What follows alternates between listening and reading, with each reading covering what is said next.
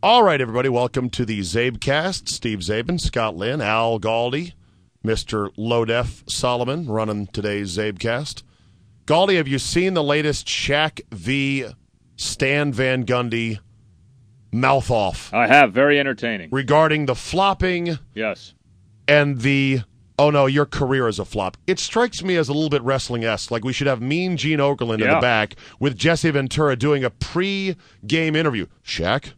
You just heard what Stan Van Gundy said about you being from the concrete flopper. tunnel, of course. Yeah, what do you have to say about this? Well, and plus, correct me if I'm wrong, but when Stan Van Gundy was fired in Miami or left his post in Miami, wasn't part of the reason, reportedly anyway, that he and Shaq did not get along? True. So this goes back a few years. It sure does go back a few ways, but Van Gundy said, hey, Shaq also ripped Riley, and he also ripped Phil Jackson. Putting himself... He's trying to give himself the rub, is what Stan is trying to do. Oh, there. really? Is that what they say in wrestling? Yeah, because he's putting himself in that company. Stan Van Gundy's a pretty good coach, but nobody's going to put him in that company. Yeah, let's count the rings up for each. And by the way, he's only in that Riley. company because someone insulted him as part of that company. Exactly. It wasn't like, oh, you're great and deserve to be with those. There. It's, I've ripped you, and you. Yeah, you're now on that list. First, let's talk about the flop.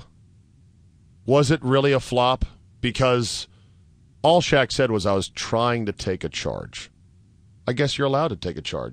That's an admirable skill to have. I don't think that's a bad thing. But it can be overdone. See Vlade Divac. It can, but I don't think he should take shame in the fact that he did it. Shaq was like, well, okay, I did it once. Well, but that he doesn't also make said, me a flopper. And in the bite that we'll get to, he says in the rules, if a guy puts his shoulder to your chest and you take that, it's supposed to be an offensive foul. That's what Shaq says about the rule book. All right. So is here's he looking for a loophole or just looking for a landing spot? Here's Shaq. Take a listen. He's a nobody to me. So, if he think he can get in a little press conference and take shots at me like I'm not going to take nothing back, he has another thing coming. What did you say to him when he says he said something? Yeah, I said, yeah, I flop. I mean, but flopping is falling and crying and complaining to the ref. I tried to take a charge. The rules say that when a guy comes to your chest, if you fall, it's an offensive fall, and that's all I tried to do. I fell, didn't complain. He made a great move. He spin and dunked it, but flopping is a wrong choice of words.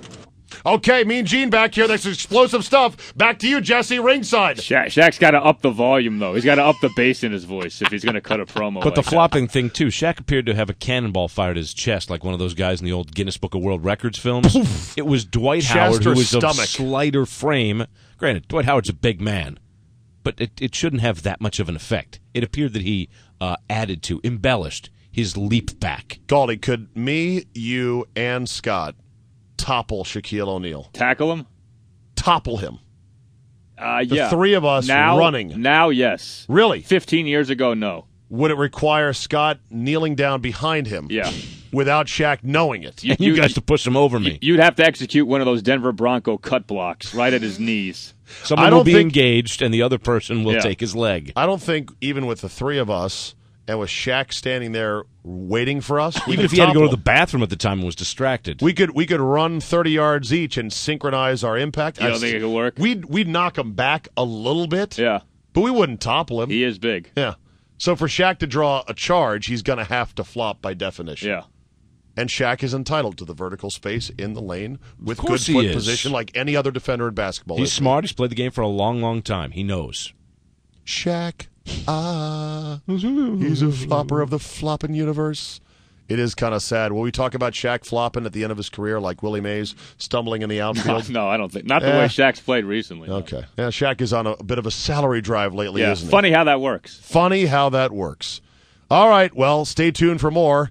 I'm sure if any other late flopping incidents details arise, Mean Gene Okerlund will be there to chronicle it. From the concrete tunnel, from with the concrete in the tunnel background and a with table. the match going on. All right. Thanks for listening, folks. We'll see you next time.